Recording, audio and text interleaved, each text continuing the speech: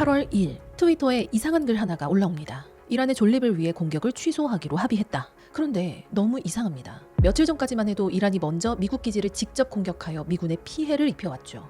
평소에 트럼프라면 절대 하지 않을 선택이었습니다. 그리고 같은 시각 암호화폐 시장에서는 더 이상한 일들이 벌어지고 있었어요. 곧 통과된다던 클래리티 법안은 정작 표결 일정 어디에도 잡히지 않았고 절대 팔지 않겠다던 마이클 세일러마저 비트코인을 팔고 있다는 이야기가 퍼졌습니다.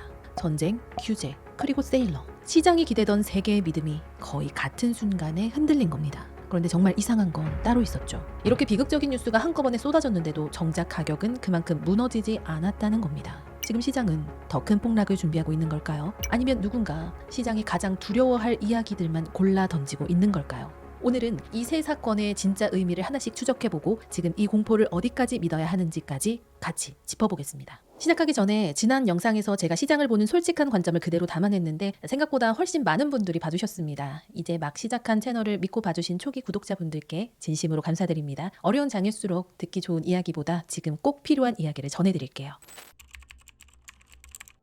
먼저 트럼프입니다. 전쟁이 한창인 와중에 미군이 실제로 피해를 입고 있던 상황이었어요. 평소 트럼프의 성격이라면 더 강한 보복이 나와야 정상이었죠. 그런데 트럼프는 오히려 한 발 물러섰습니다. 트럼프는 약해진 걸까요? 저는 조금 다르게 봅니다. 트럼프가 두려워한 건 어쩌면 이란이 아니라 시장 금리였을 가능성이 큽니다. 시장 금리가 무엇이냐? 여기서 딱 하나의 비유로만 정리하고 넘어가겠습니다. 시장 금리는 미국 경제 전체가 돈을 빌릴 때 붙는 가격이라고 생각하시면 됩니다. 이 가격이 높아지면 기업은 투자를 줄이고 사람들은 집이나 차를 사려고 돈을 빌리기가 어려워집니다. 가만히 예금만 넣어둬도 높은 이자를 받을 수 있으니 굳이 위험한 주식이나 코인에 돈을 넣을 이유도 줄어들죠. 쉽게 말해 시장 금리가 높아질수록 경제의 혈액인 돈이 천천히 돌기 시작하는 겁니다. 그런데 문제는 전쟁이 커질수록 유가가 오른다는 거예요. 유가가 오르면 물가 걱정이 커지고 물가 걱정이 커지면 시장 금리는 다시 뛰기 쉽습니다. 지금처럼 시장 금리가 이미 높은 상황에서 전쟁까지 길어지면 트럼프가 그렇게 원하는 증시도 경제도 같이 흔들릴 수 있는 겁니다.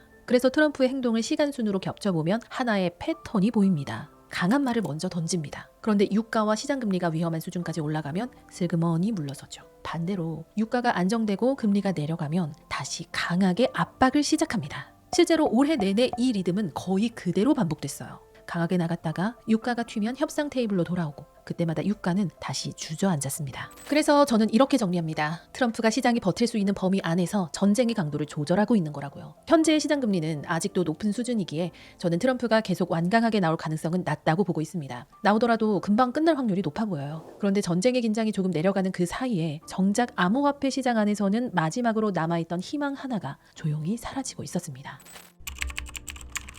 클래리티 법안 일정을 보면 이게 좀 잔인한 시간표거든요. 처음엔 6월이면 통과된다고 했습니다. 6월이 지나니까 7월이라고 했고 이제는 데드라인까지 72시간 남았다는 이야기까지 나옵니다. 그런데 정작 본회의 표결 일정은 어디에도 잡혀있지 않아요. 실제로 언제 표결한다는 날짜도 토론을 끝내겠다는 절차도 아직 없습니다. 기대는 계속 다음 달로 밀리는데 구체적인 일정은 오히려 점점 흐릿해지고 있는 겁니다. 그래서 결론부터 말씀드리면 저는 8월 안에 이 법안이 통과될 가능성을 높게 보지 않습니다. 이유는 단순합니다. 8월 초 늦어도 중순이면 의원들은 지역구로 흩어집니다. 남은 시간은 일주일도 채 되지 않아요. 그 안에 법안을 논의하고 이견을 조정하고 표결까지 마치는 건 불가능한 일까지는 아니지만 현실적으로는 상당히 빠듯합니다. 게다가 이 법안은 통과되려면 상당수의 반대편 표까지 끌어와야 하는데 아직 핵심 조항 하나를 두고 합의가 안 돼 있죠. 여기서 제가 조심하는 건 절대 통과 안 된다고 말하지 않는 겁니다. 통과 확률이 0이라는 이야기가 아니에요. 다만 지금까지 공개된 일정만 놓고 보면 낙관할 근거보다 지연될 근거가 더 많다는 거죠. 그런데 그럼 이게 당장 시장을 무너뜨릴 새로운 폭탄이냐? 그것도 아닙니다. 클래리티 법안의 8월 통과 가능성은 사실 몇 주 전부터 계속 낮아지고 있었어요. 시장도 어느 정도는 지연을 예상하고 있었죠. 그러니까 이건 갑자기 튀어나온 악재라기보다는 시장이 기대하던 상승 재료 하나가 사실상 사라진 것에 가깝습니다. 이 표현이 딱 맞습니다. 떨어뜨릴 폭탄이 생긴 게 아니라 끌어올릴 사다리 하나가 사라진 거예요. 그렇다고 다행이라고 말할 수도 없습니다. 지금 암호화폐 시장에서 분위기를 단번에 바꿀 만한 정책 재료가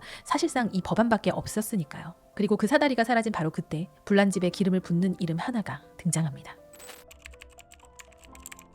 마이클 세일러입니다. 세일러는 단순히 비트코인을 많이 가진 사람이 아니었어요. 가격이 오르든 떨어지든 절대 팔지 않겠다는 믿음 그 자체의 상징에 가까웠습니다. 그런데 그런 인물이 비트코인을 팔고 있다는 이야기가 퍼진 거예요. 여기서 중요한 건 이 뉴스가 흔든 게 물량이 아니라는 겁니다. 이 뉴스가 진짜로 흔든 건 사람들의 신뢰였습니다. 그런데 저는 이 이슈만큼은 악재보다 개미털기 성격이 훨씬 강하다고 봅니다. 왜 그렇게 보는지 두 가지로 말씀드릴게요. 첫째는 이번에 시장을 공포로 몰아넣은 그 헤드라인의 정체입니다. 세일러 측은 최근에 크게 퍼진 대규모 매도 승인 보도가 새로운 결정이 아니라고 직접 반박했어요. 이미 몇 달 전에 만들어둔 자본 운용 권한을 마치 지금 막 내린 새 결정처럼 포장해서 퍼뜨렸다는 겁니다. 팔 수 있는 권한이 있다는 것과 지금 당장 팔기로 했다는 건 완전히 다른 이야기인데 그 둘을 뭉뚱그려서 공포로 만든 거죠. 실제로 매도가 있긴 했지만 그것도 비트코인을 포기하는 매도가 아니라 배당과 현금을 맞추기 위한 자금 운용에 가까웠고 판 양도 회사가 가진 전체 비트코인의 1%가 안 됩니다. 여전히 이 회사는 80만 개가 넘는 비트코인을 들고 있어요. 바다에서 물 한 바가지 퍼낸 걸 두고 바다가 마르고 있다고 말하는 것과 비슷한 겁니다. 그러니까 이건 물량으로 시장을 무너뜨리는 매도가 아니라 신뢰를 툭 건드려서 개미를 흔드는 뉴스에 가깝다는 거죠.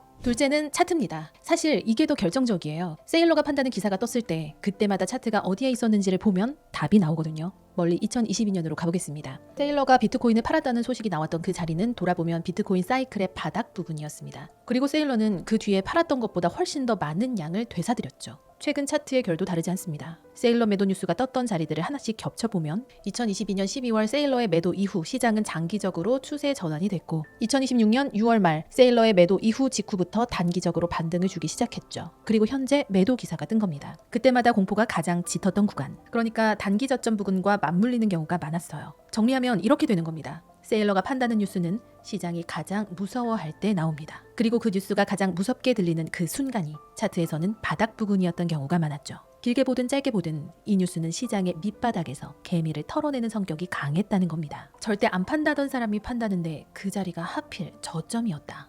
이 아이러니가 세일러라는 이름이 시장에서 작동하는 방식입니다.